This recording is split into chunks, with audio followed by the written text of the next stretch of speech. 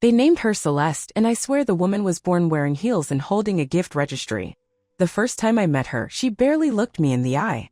Instead, she clutched my son Martin's arm like it was a designer handbag. She was all polish and posture, dressed in silk the color of champagne, her voice honeyed with just enough edge to slice through me. "Mrs. March, I've heard so much about you," she purred, her smile not quite reaching her eyes. I remember thinking, so have the tax collectors. Martin had always been a fixer. He fixed old cars into machines that turned heads. He fixed his uncle's credit once. And somewhere along the way he decided he could fix a woman who didn't love anyone who couldn't buy her affection. I said it plainly after that first dinner, my hands still dusted with flour from making pot roast. "Son, she's not with you. She's with your wallet." He laughed. Not out loud, Martin never laughed at his mother. He just patted my hand like I was the senile one, like I didn't spend 18 years watching him fall asleep in grease-stained overalls on the garage floor. Soon, I stopped getting real visits. I got forwarded emails. Photos of Celeste in five-star spas holding flutes of champagne. Birthday posts of her wrapped in diamonds, captioned, "My love outdoes himself every year." I once asked Martin if he remembered how I used to tape quarters to his lunchbox lid so he could get milk.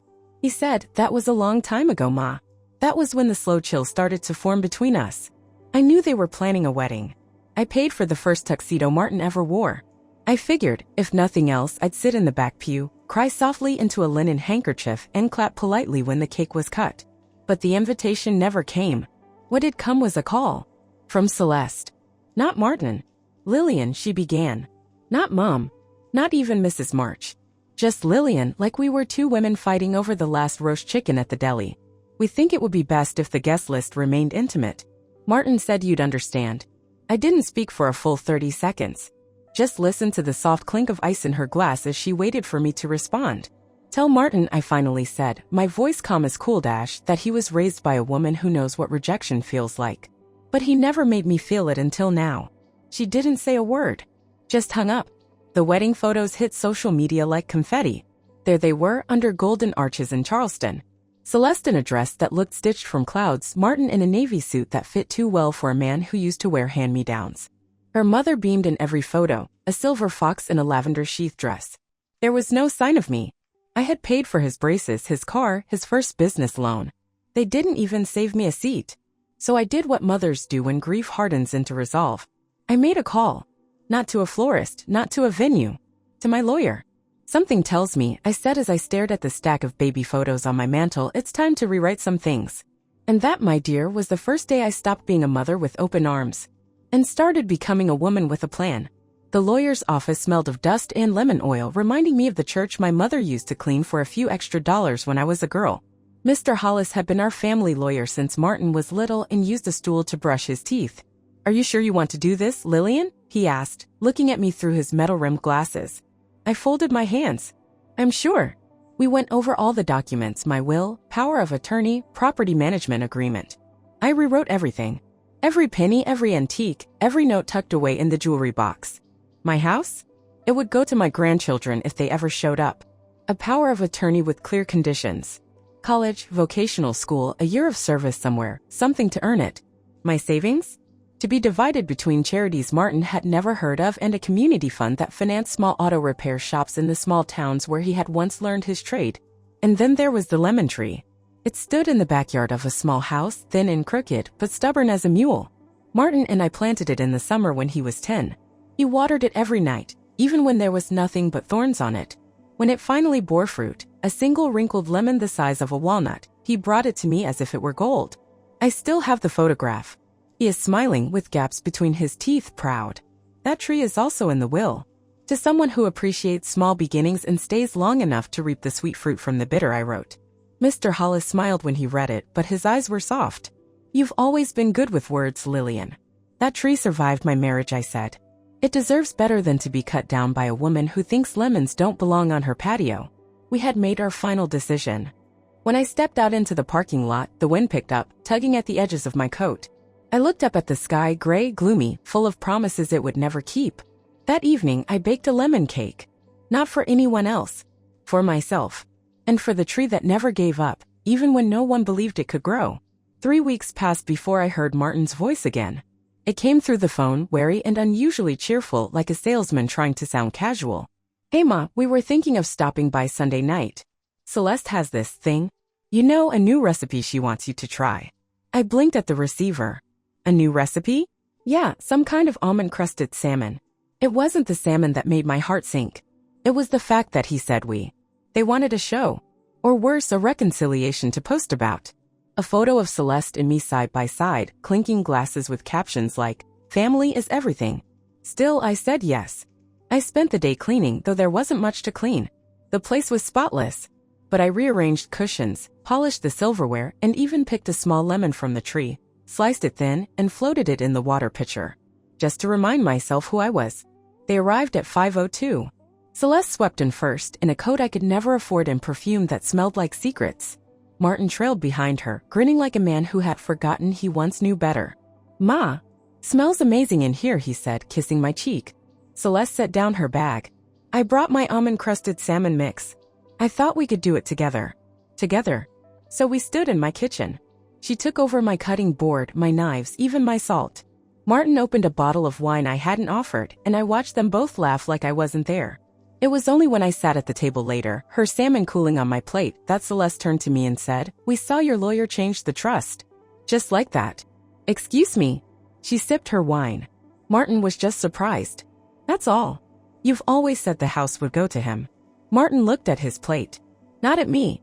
I placed my fork down calmly. "Surprises keep us young." Celeste smiled. "Not a real one. I just hope you're not letting old feelings cloud good judgment. And I hope you're not confusing proximity with love," I replied. The silence that followed was thick enough to butter. Martin stood, suddenly flustered. "Well, I think the salmon turned out great. Right, Ma?" I looked at him, really looked. The boy who once brought me a walnut-sized lemon now flinched under fluorescent kitchen light. "It tastes like it came from a frozen box," I said. And I meant every word. The morning after the salmon dinner, I awoke before sunrise. Not from habit or insomnia, but from something colder. I sat on the edge of my bed and stared at the photo on my nightstand, Martin as a toddler, smiling in his high chair, cheeks smudged with applesauce. I used to think love like that was unshakable. But I was learning that even bedrock erodes under the right pressure. My neighbor friend called at 8 sharp, as she always did on Saturdays, to ask if I wanted to join her for the farmer's market. "I can't today," I said, my voice softer than usual. Fran hesitated. "Everything all right, Lil?" "Just some dust in the air is all," I said. What I didn't tell her was that I had a plan to carry out. A last favor for myself. I spent the afternoon sorting through old albums, real ones, leather-bound, heavy with memories. Photos of Martin in every stage of boyhood, holding a puppy, painting a birdhouse, asleep with a flashlight under a pillow fort. I laid them out across the dining table like a museum exhibit, the entire chronology of my motherhood. Then I chose 3. I scanned and printed them. Folded each into a pale blue envelope, the kind I used to use for thank you notes. On the front of each, I wrote the same phrase, "You once knew who I was." One went to Martin. One to Celeste. And the last one, the hardest of all, to myself. I mailed them before I could second guess it. That night, I sat on the porch with a blanket over my knees, a cup of tea in my hand, and the lemon tree rustling in the wind like it had something to say. I thought about the kind of mother I had been. Not perfect, no. But present. I never missed a school play, even when it meant trading a shift. I stitched his Halloween costumes by hand until the 7th grade. I drove an hour in the snow once just to bring him a forgotten science project. You don't do those things for a photo. You do them because love is service without applause. But applause is what Celeste wanted. Applause and credit and control. And so for the first time I gave none. No replies to their texts. No cute emojis or just checking in voicemails. I left the silence to do what years of conversation could not. Then came the email. Subject, clarification needed. From Celeste, of course. Not Martin. The tone was polite, syrupy, and thin. She hoped I was well. She hoped I understood the importance of family unity. She wondered if perhaps I had misinterpreted their intentions. She wanted to ensure open channels of communication. I didn't reply. Instead, I forwarded it to Mr. Hollis. He wrote back within the hour, "Standing firm is not cruelty. It is clarity." And with that, I slept through the night for the first time in weeks. "Celeste is upset," he began. I raised an eyebrow. He faltered. "I mean, we both are. You weren't at the wedding." I let that sit. He knew better. I wasn't invited. They hadn't wanted me there. "Not really. You're upset that I didn't show up to a door I was never allowed to walk through," I said. "Let's not pretend otherwise." His mouth opened, then closed again. He looked away. And the trust, the house. I just don't understand why you didn't talk to me first. I studied him for a long time. My son. My boy who used to cry when he lost a marble. My teenager who once painted his bedroom walls black because nobody gets me. Because I said softly, you stopped listening a long time ago. His jaw tightened. That's not fair. Neither was sitting me behind a swinging kitchen door at the wedding I paid for. He flinched. That was Celeste's idea. I nodded slowly. And you let it happen. Silence fell again. It wasn't angry. It was hollow, like the space between two cliffs that used to be connected. I made choices, I said, my voice steady. Not out of spite. Out of truth. And I sent that envelope because I hoped maybe you'd remember who I was before she told you who I wasn't. He reached into his jacket and pulled it out. The photo. Martin at 5, sitting on the hood of my old Plymouth, dirt on his cheeks, a paper crown on his head. He placed it gently on the table between us. I do remember, he whispered. I didn't cry. Not then. But I did feel something shift. Not forgiveness. Not yet. But maybe the beginning of something softer. He left shortly after. No raised voices, no slammed doors. Just a quiet, aching retreat. Later that night, I got another email. Not from Martin. From Celeste. This one didn't ask for clarification. It asked for terms. Celeste's email was formatted like a press release. Polite, calculated, and as warm as a marble countertop. Dear Lillian, given recent developments and the confusion around the trust, we believe a conversation in person may be the most productive way forward. We are open to discussing options that honor family legacy while considering current realities. Please let us know a time that works for you. Best, Celeste. Not love, not sincerely. Just best. I didn't reply.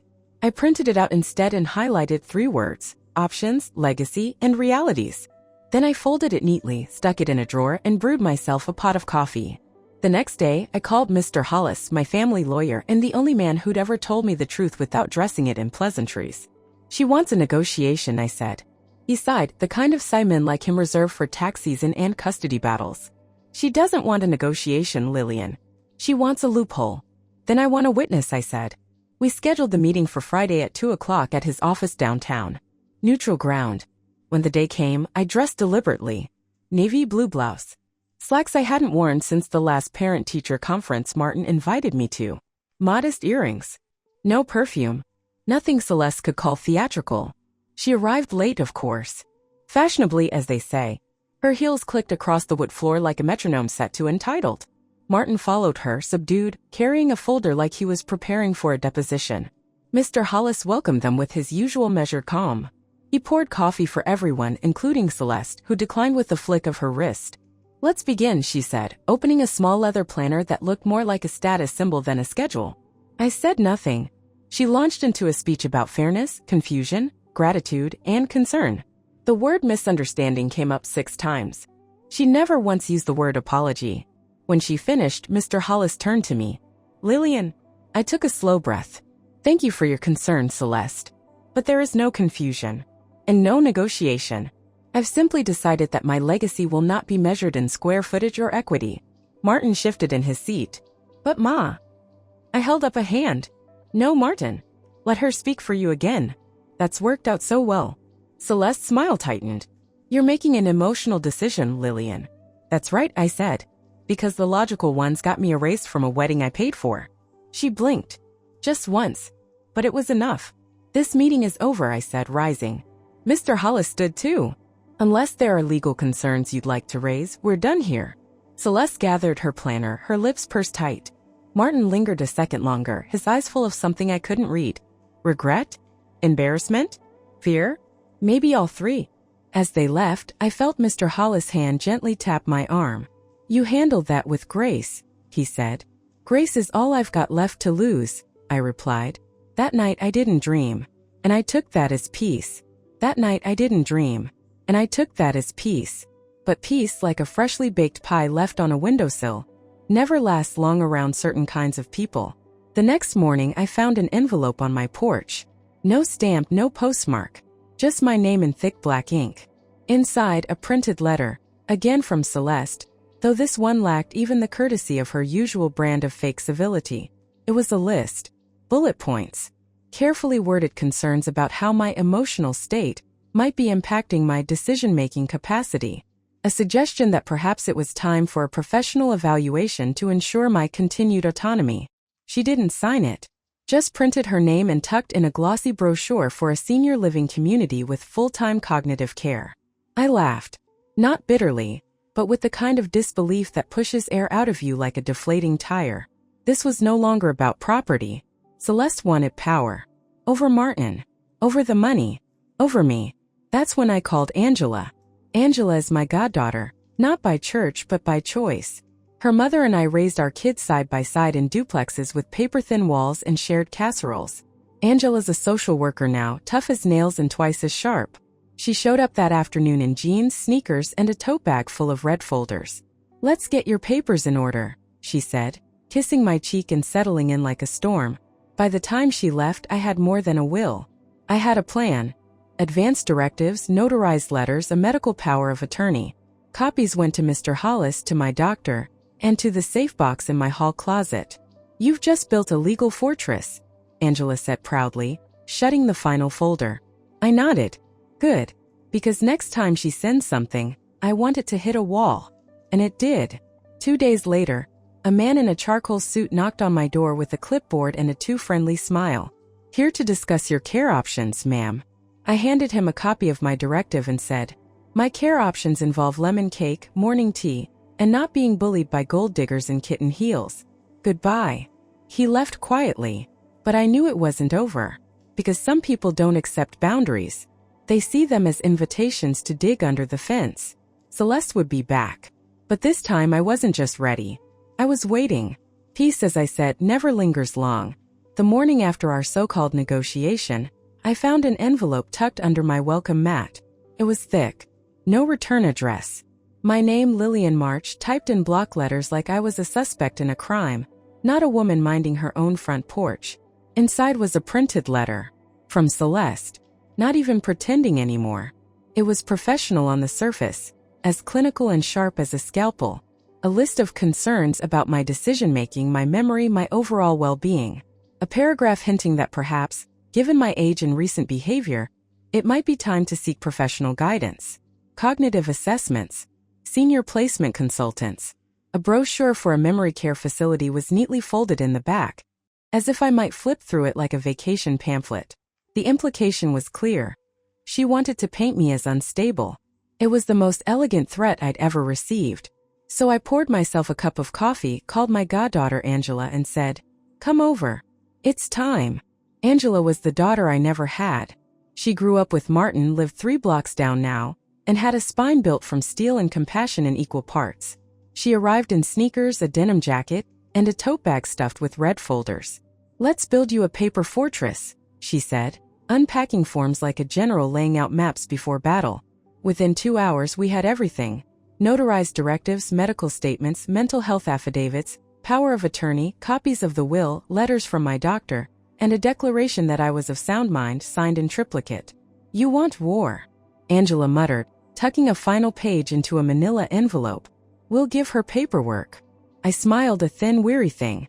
Don't threaten her with truth. She might break a nail. Later that evening, I handed a full copy to Mr. Hollis, who added it to the safe he kept under his desk. "You think she'll try something legal?" I asked. "No," he said calmly. "But she wants to scare you. Undermine you. She thinks you'll fold." "Well," I said, straightening my coat. "Then let's remind her I was folding laundry for 3 people on 2 hours of sleep when she was still in pigtails." The next day I sent Celeste a package. Not a response. Not a rebuttal.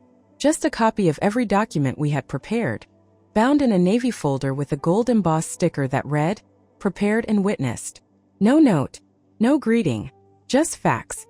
I imagined her face when she opened it. Not fury, but something worse for a woman like her, irrelevance. She didn't reply. But 2 days later Martin called. He sounded tired. "Ma, can we talk?" "Just us." I didn't say yes. But I didn't say no either. Instead I said, "Come by Sunday. Early. Before she wakes up." Because for the first time in months I wanted to hear my son's voice without her sitting behind it, pulling the strings. And this time I would be the one deciding who stayed at the table. He showed up with a box of pastries. The good kind from Clementine's on Willow Street, the place I used to treat him to after dentist appointments and school recitals. Back when a bear claw and hot cocoa could solve everything. Martin stood on my porch like a man visiting a grave. Unsure if he was welcome, unsure what would meet him on the other side of the threshold. I opened the door. No smile but no lock either. "Come in." He sat in the kitchen, the morning light cutting across his face. He looked older. Not just the crow's feet, but something deeper. Like life had finally handed him a mirror he couldn't dodge. I poured coffee. He didn't ask for sugar. That small detail almost broke me. "Ma, I'm sorry." He said it fast, like ripping off a bandage. Then again, slower. "I'm sorry. For the wedding. For letting her." He stopped himself. "I didn't rescue him. Let him sit in it. It's not that I didn't think of you," he tried again. "It's that everything got so loud. And I didn't push back. I let her convince me that keeping things smooth meant keeping you quiet." There it was. The confession I had both feared and hoped for. "And I paid for that silence," I said, voice steady. "With my dignity. With your absence." He looked down at his hands. "I don't know how to fix this." I stared at the lemon tree outside the window. Its branches were heavy with fruit this year. "You don't fix it. You start again. You remember who I am and you choose from here on out to act like it matters." He nodded. "I do. I will." We sat in silence for a while. Not the brittle kind. The kind you earn. The kind that comes after a storm when the air smells clean. Then he reached into his jacket and pulled out something wrapped in tissue paper. "What's this?" "Just something I found in a drawer. Thought you might want it back." I unwrapped it slowly. My locket. Silver, heart-shaped, etched with lilies. I hadn't seen it in years. I gave it to him when he was 12 to hold onto after a bad car accident when I thought maybe I wouldn't make it. He had kept it. I said nothing. Just clasped it around my neck, the cool metal settling against my skin like a balm. "I know it doesn't make up for everything," he said. "It doesn't. But it starts something." He looked up at me, really looked. And for the first time in a long time, I saw the boy who used to bring me crumpled wildflowers from the ditch behind our house. He stayed for 2 hours. We talked about everything except Celeste. I let him be Martin again. And when he left, he hugged me tight, longer than he had in years. "You know," I said as he walked out, "you can come by any time." He turned, smile faint. "I know. And this time I will." I watched him go. Then I turned to the window, to the lemon tree, and whispered, "Let the fruit fall where it may." Because sometimes reconciliation doesn't come in grand gestures. Sometimes it comes in the quiet return of someone who finally remembers how to come home. The week after Martin's visit passed like a gentle breeze. Nothing dramatic. No urgent phone calls. No suspicious envelope slid under my door. Just quiet. I tended my garden. Read the book Angela had given me, the one with dog-eared pages and passages underlined in pencil.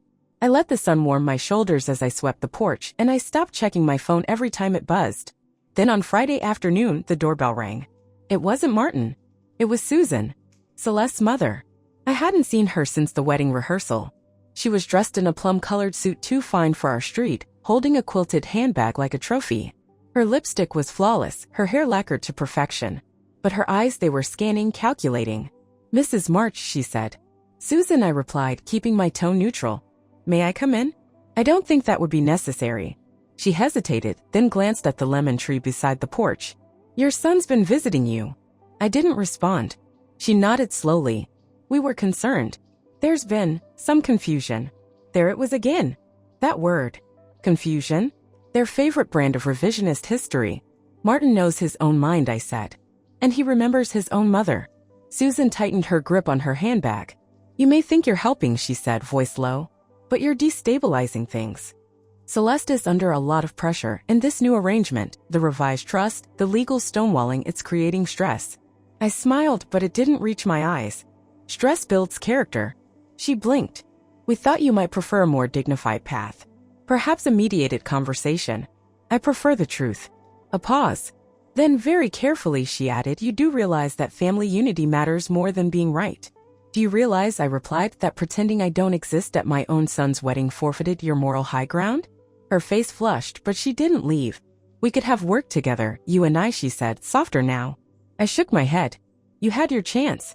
You chose chairs over character." With that, I turned and opened the screen door. "If you'll excuse me, the tea is cooling." She stood there a second longer, then turned on her heel and walked back to her Mercedes, heels clicking like nails in a coffin. That evening, Martin texted. "She came by, didn't she?" I replied with one word, yes. No elaboration. No drama. Just confirmation. He didn't ask what she said. He didn't need to. He knew now. Knew what I had always known, that some people mistake silence for weakness. But not me. Not anymore. That night, I left the porch light on. Not for Susan. For anyone who ever felt unwelcome in a home they helped build. Because when a mother finally reclaims her voice, the whole house listens. And sometimes the light she leaves on isn't an invitation. It's a beacon. Angela was the one who found the video. It was a Tuesday morning, ordinary as white bread. I was scrubbing out a baking dish when she called. Lil, you need to see this. I dried my hands and sat down at the computer, the lemon tree swaying out the window like it knew something was coming. Celeste had posted a video to her lifestyle channel. She called it Real Talk, Boundaries, Betrayal, and Becoming. Her thumbnail photo showed her in soft lighting, eyes misty, lips pursed in brave serenity. I clicked play. She began with a long sigh. Sometimes, she said, when you marry into a family, you inherit not just love, but trauma. I nearly spat my coffee. She went on, weaving a tale of manipulation, of being misunderstood, of trying to support her husband while enduring the unpredictable behavior of a difficult elder. She never said my name. But she didn't have to. The story was clear. We offered everything: love, inclusion, celebration. And what we got in return was sabotage, canceled contracts, withheld support, and now public defiance. She dabbed a tear. But I believe in healing. I believe we rise above. The comment section was full of hearts and hugs. I sat back stunned. She made herself the hero of a story she wrote in pencil and erased me in ink, I said aloud. Angela was already 5 steps ahead. We'll handle it. You just stay silent. Let her keep talking. The more she performs, the more the mask slips. But silence isn't always enough. I went to the hall closet and pulled down a weather box. Inside were receipts, invoices, checks, every cent I'd spent on that wedding. Labeled, dated, organized. And in the back, the email. From Celeste. Sent months before the wedding. Subject line, upgrade ideas. Inside, requests for a live band, custom lighting, a luxury tent in case of rain. She had asked. I had paid. I took photos of everything and saved them in a new folder on my computer. Labeled it Truth. The next morning, I wrote one line on a yellow notepad. If she wants to play games, let her know I invented the board. I mailed one copy of the spreadsheet and the email chain to my lawyer. One to Martin. And one I kept. No message. No commentary. Just the facts. 3 days later, the video was taken down. No apology. No explanation. Just gone. Angela called that night. You saw it. I saw it. She's scared. That means you did something right. I hung up and looked out the window. The lemon tree's fruit was turning gold. And I knew harvest was coming. It was early October when Martin came again. No warning this time. Just the quiet shuffle of shoes on the porch and a hesitant knock at the door. I was in the kitchen, baking scones from my mother's old recipe, the one with just a touch of cardamom and too much butter. I opened the door, wiping flour from my hands. He looked tired. And empty in a way that scared me more than all Celeste's words ever had. Come in, I said. Just that. Nothing more. We sat in the kitchen again, the same table where I taught him to cut cookie dough and balance a checkbook. He didn't reach for the scones. She left, he said finally. I waited. Packed up yesterday. Said she needed time. Space. Said she couldn't be married to someone who didn't support her vision. That last word dripped with bitterness. What vision was that, Martin? He sighed. One where she was the star. And I was the prop. I said nothing. She said I was weak. For not controlling the narrative. For not shutting you down. I leaned back. And are you? Weak. His eyes found mine. No. Just late. I nodded. That much was true. Late isn't always never. He looked around the kitchen like it was a place he once dreamed about and forgot. I miss when this felt like home. You walked out of it, Martin. But the door never locked. He closed his eyes for a moment, then opened them. Do you hate me? That question. Heavy as wet wool. I don't have the energy to hate, I said. I've spent too many years carrying you in my heart. That space isn't meant for anger. He finally reached for a scone. We sat in silence. He ate. I watched the light shift across the lemon tree. Gold, then amber, then something close to fire. What now? He asked. Now? Now we rebuild. Slowly. With real things. Not brunch photos and matching outfits. He chuckled softly. She made me wear coral pants, Ma. That got me. I laughed. Loud. Free. And for a moment the years fell away. We were just mother and son again. No contracts. No ceremonies. No campaigns for forgiveness. Just two people trying. You always liked blue, I said. He nodded, mouthful of scone. Still do. The sun hit just right. The golden hour. And I realized, the harvest wasn't just about justice. It was about rediscovering what had been buried under years of noise. The good things. The real things. The love that never left even when the people did. It had been a month since Martin came back. Not every day, not even every week, but regularly enough that his shoes began to look familiar by the door again. He helped fix the leaky faucet, raked leaves, brought over bags of groceries, even when I told him I still knew my way around a produce aisle. One afternoon, while he installed a new smoke detector, I found myself in the spare bedroom, what had become my storage room, really, sorting through the remnants of a life already lived. Holiday decorations, photo albums, a box of Martin's childhood report cards. Beneath them, something I hadn't seen in years. The wedding registry. Not the new one, Celeste. The one we had started together when he was barely 20 and dating a girl named Nadine who collected teacups and wrote me thank you notes. I flipped through the list. Nothing expensive. Wooden spoons. A blue ceramic dish. Towels in pale green because it was her favorite color. They'd broken up a year later, but I never tossed the folder. Maybe out of nostalgia. Maybe denial. I brought it downstairs and set it on the table without a word. Martin glanced at it as he stepped down the ladder. What's that? Our first registry, I said. He paused, picked it up, smiled slow and wistful. Nadine, you remember. She liked blueberry pie. And crossword puzzles. He nodded. She'd never have put me in coral pants. We both laughed. But the mood shifted. Gently. Why'd you keep it? He asked. I shrugged. I guess I wanted a reminder that there was a time you dreamed small. That you saw marriage as a partnership, not a performance. He didn't answer right away. Just kept flipping through the pages. Then, I don't think I even knew what partnership meant until I saw how quiet it got without you in my life. I reached over and closed the folder gently. We all forget. That's why we write things down. That night he stayed for dinner. We ate in the kitchen. No candles. No centerpiece. Just roasted chicken and green beans the way he liked them. And after he left, I made a decision. I opened a new folder. Not for a wedding. For a life. I labeled it Inheritance of Kindness. Inside I placed a photo of the lemon tree. A recipe card for scones. And the registry list, wooden spoons, blue dish, pale green towels. Because if Martin ever found love again, real love, I wanted him to remember what mattered. And I wanted her to know, the door was still open. Just not to coral pants. It was a chilly Saturday in late October when Martin asked if we could build a fire in the backyard. Not in the fireplace, no. He meant the old fire pit, ringed in stones we collected when he was 12 from the riverbank behind Mabel Harper's farm. You still have the skewers?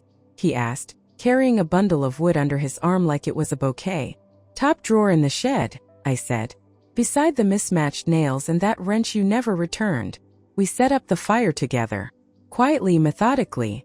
As if lighting kindling was a ritual neither of us had forgotten. When the first flame caught, he sat back and smiled like a man who'd finally caught his breath. He pulled out a bag of marshmallows and 2 chipped mugs of cider. Do you remember the night we burned the science fair volcano? He asked, poking at the fire. You mean the one that exploded in the kitchen and took out the wallpaper? I said. He grinned. You didn't even yell. I waited until you fell asleep. Then I cried into a bowl of popcorn and repainted the next morning. He laughed, a real, belly-deep laugh, and for a moment I saw the boy who once made up bedtime stories about dragons who worked office jobs. The fire crackled. The lemon tree rustled behind us, its branches thinning for winter. Martin leaned back. I almost called her last week. Not to beg, just to ask if she was okay. I didn't answer right away. Just handed him another marshmallow. It's okay to miss someone who hurt you, I said. It's even okay to wish them peace. But you don't have to carry them with you. He nodded slowly. She was never all bad. No one is, I said. But you can love what was good and still walk away from what wasn't. We sat there, letting the silence speak. The stars were just starting to show. The cider had gone cool. Then he reached into his coat pocket and pulled out something small wrapped in tissue.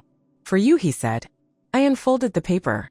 Inside was a silver lemon charm on a thin chain. It reminded me of the tree, he said, almost shy. You said it survived everything. So, I thought maybe you should have a piece of it. With you. I stared at it, my throat tight. You remembered, I said. I'm trying to, he replied. And just like that, I felt the fire inside me warm, not the fire of anger or grief or retribution, but of something new. Something whole. Something that felt at long last like coming home. It was a chilly Saturday in late October when Martin asked if we could build a fire in the backyard. Not in the fireplace, no. He meant the old fire pit, ringed in stones we collected when he was 12 from the riverbank behind Mabel Harper's farm. You still have the skewers? He asked, carrying a bundle of wood under his arm like it was a bouquet. Top drawer in the shed, I said. Beside the mismatched nails and that wrench you never returned. We set up the fire together. Quietly, methodically. As if lighting kindling was a ritual neither of us had forgotten. When the first flame caught, he sat back and smiled like a man who'd finally caught his breath. He pulled out a bag of marshmallows and 2 chipped mugs of cider. Do you remember the night we burned the science fair volcano? He asked, poking at the fire. You mean the one that exploded in the kitchen and took out the wallpaper? I said. He grinned. You didn't even yell. I waited until you fell asleep. Then I cried into a bowl of popcorn and repainted the next morning. He laughed, a real, belly-deep laugh, and for a moment I saw the boy who once made up bedtime stories about dragons who worked office jobs. The fire crackled. The lemon tree rustled behind us, its branches thinning for winter. Martin leaned back. I almost called her last week. Not to beg, just to ask if she was okay. I didn't answer right away. Just handed him another marshmallow. It's okay to miss someone who hurt you, I said. It's even okay to wish them peace. But you don't have to carry them with you. He nodded slowly. She was never all bad. No one is, I said. But you can love what was good and still walk away from what wasn't. We sat there, letting the silence speak. The stars were just starting to show. The cider had gone cool. Then he reached into his coat pocket and pulled out something small wrapped in tissue. For you, he said. I unfolded the paper. Inside was a silver lemon charm on a thin chain. It reminded me of the tree, he said, almost shy. You said it survived everything. So, I thought maybe you should have a piece of it. With you. I stared at it, my throat tight. You remembered, I said. I'm trying to, he replied. And just like that, I felt the fire inside me warm, not the fire of anger or grief or retribution, but of something new. Something whole. Something that felt at long last like coming home. He stayed late that night. We washed the mugs, folded the blanket, and turned off the porch light together. Before he left, he kissed my cheek. Thanks, Ma. And this time, he said it like he meant it. As he walked down the front steps, the wind picked up and carried the smell of smoke and lemon and autumn into the air behind him. I closed the door gently, turned out the last light, and whispered to the quiet, that's enough now. That'll do.